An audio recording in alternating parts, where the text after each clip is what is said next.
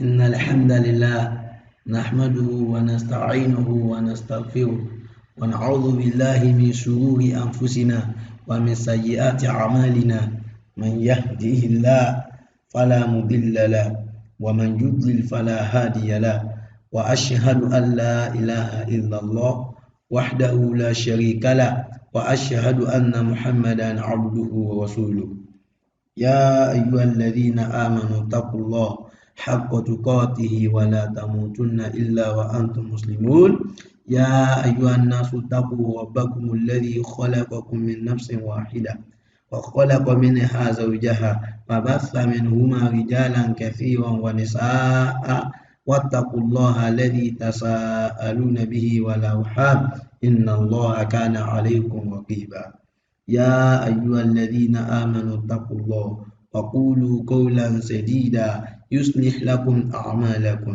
ويغفر لكم ذنوبكم ومن يطع الله ورسوله فقد فاز فوزا عظيما أما بعد فإن خير الحديث كتاب الله وخير الهدي هدي محمد صلى الله عليه وسلم وشر الأمور محدثاتها وكل محدثة بدعة وكل بدعة ضلالة وكل ضلالة في النار. Assalamu alaikum wa rahmatullahi wa barakatuh. Àkí gbogbo mùsùlùmí ibikíbi tí ẹ bá ti ń gbọ́ wa. Gẹ́gẹ́ bí ẹ̀kọ́ èdè Lárúbáwá tí a ń bá lọ, ibi tí a dé lónìí, ibẹ̀ náà ni ìpín ẹlẹ́ẹ̀kejì nínú fi'lul mithal al-wawi. So tí definition tiẹ̀ náà lọ báyìí pé al-qismu ath-thani min al-fi'lil mithali al-wawi. Ìpín ẹlẹ́ẹ̀kejì nínú fi'lul mithal tó jẹ́ ti wàwí huwa ma kanat aynuhu aw lamuhu harfan min hurufil halqi. So ìyàtọ̀ ẹ̀ sí ti alákọ̀ọ́kọ́ ó ní pé ainul fi'li tiẹ̀ tàbí lamul fi'li ẹ̀ yóò jẹ́ kan nínú hurufil halqi, tó túmọ̀ sí pé tí ainul fi'li ó bá jẹ́ harfan min hurufil halqi, lamul fi'li ó jẹ́ bẹ́ẹ̀. Sẹ́yìn kó ti yàtọ̀ sí ti alákọ̀ọ́kọ́ bẹ́ẹ̀ yẹn. Mathalan lápèjúwe wada'a, so fi nǹkan lẹ̀, ìbána taraka kíyàn fi nǹkan lẹ̀. So díẹ̀ sìn rí pé tẹ́ bá rí dáàlì àti àínù yẹn sìn rí pé dáàlì kò sínú hurufil halqi àmọ́ àínù ó wà ń bẹ̀, gẹ́gẹ́ bá a ṣe kà á síwájú àti bá a ṣe kọ́ wa síwájú. Bákan náà wada'a, kíyàn gbé nǹkan sí ààyè kan, wada'a rí pé yẹn náà ó ní àínù ní lamul fi'l.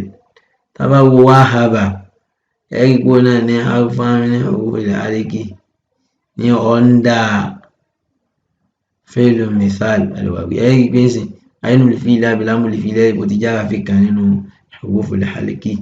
Ó ti ń sìn wa ashbaha dhalik àtàtọ́ bá tó ń jọ bẹ́ẹ̀. Wa huwa maftuhul ayn fil madi.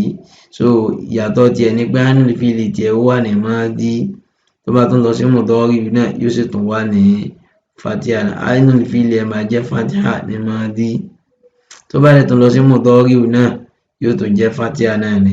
Wa huwa min babi fa'ala yaf'alu, babu fa'ala yaf'alu ló bá wá wa tu'thafu fa'uhu fil mudari. Fa'ul fi'li tiẹ̀ náà a máa parẹ́ tí ó bá dé mudari náà. So nǹkan tí wọ́n ń sọ nìyẹn. So kó fi lè yé wa dáadáa, ẹ jẹ́ ká lọ sí ojú pátákó ká tún lọ kọ àwọn iṣẹ́ sí inshallah. Náà ojú pátákó náà ni à ń wé, so a pa iṣẹ́ alákọ̀ọ́kọ́ rẹ̀.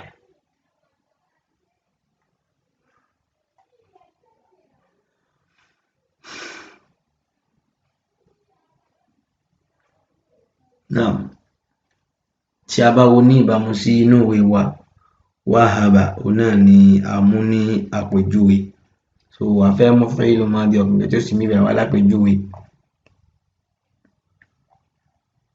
Wahaba, ọkùnrin kan tí ó sì ń bí báyìí ó ti tọrẹ. Wahaba, ó ti tọrẹ. So lẹ́bi rí pé ní orúkọ Allahu subhanahu wa ta'ala al-Wahhab, ọlọ́rẹ ni Allah, yàní pé ọlọ́rẹ tó máa ń tọrẹ fáwọn ẹrú ẹ̀. So ti ń sìn, so wahaba òní yìí. so tá a bá ti rí báyìí nísìnyí ẹ ti rí wàhábà, so tó bá jẹ́ pé èèyàn méjì ni, so ọkùnrin kan tó ti ń báyìí ó ti tọrẹ, so afẹ́mọ́ fẹ́ ló máa ń di àwọn ọkùnrin méjì tí wọ́n sì ń báyìí wá, iṣẹ́ méjì láti iṣẹ́ alákọ̀ọ́kọ́ ó lọ báyìí is equals to wàhábà, so àwọn ọkùnrin tó pọ̀ lọ báyìí.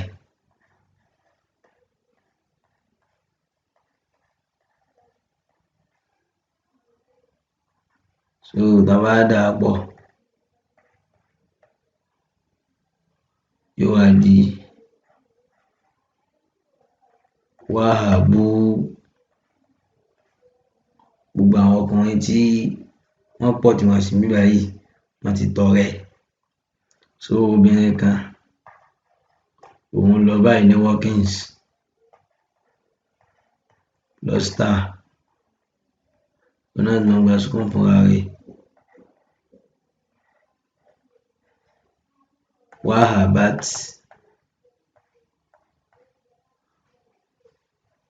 ọkùnrin méjì wàhábà plus so afẹ́mọ́ fi ló mọ́ di obìnrin méjì, obìnrin kan lélẹ̀ báyìí tó ti tọrẹ wàhábàt, obìnrin méjì tí wọ́n tọrẹ wọ́n máa jẹ́ wàhábàtà, workings tiẹ̀ nìyí báyìí wàhábàt plus alif.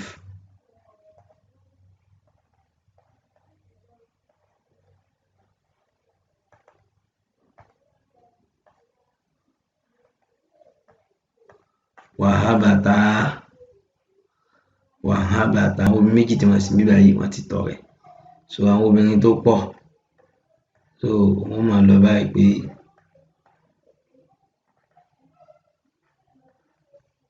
tá a bá dà á pọ̀ yóò máa di wàhábùnà,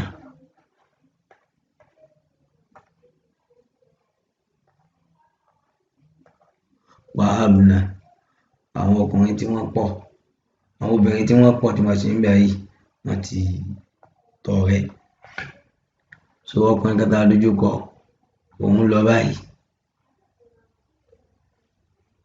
so náà ọjọ́ ti lọ, ẹ jẹ́ ká dá dúró níbí báyìí, so tó bá di ilé ẹ̀kọ́ tó ń bọ̀ a tún máa bá a lọ inshàlá. So subhanaka Allahumma bihamdik ashhadu an la ilaha illa ant astaghfiruka wa atubu ilayk. Assalamu alaikum wa rahmatullahi wa barakatuh.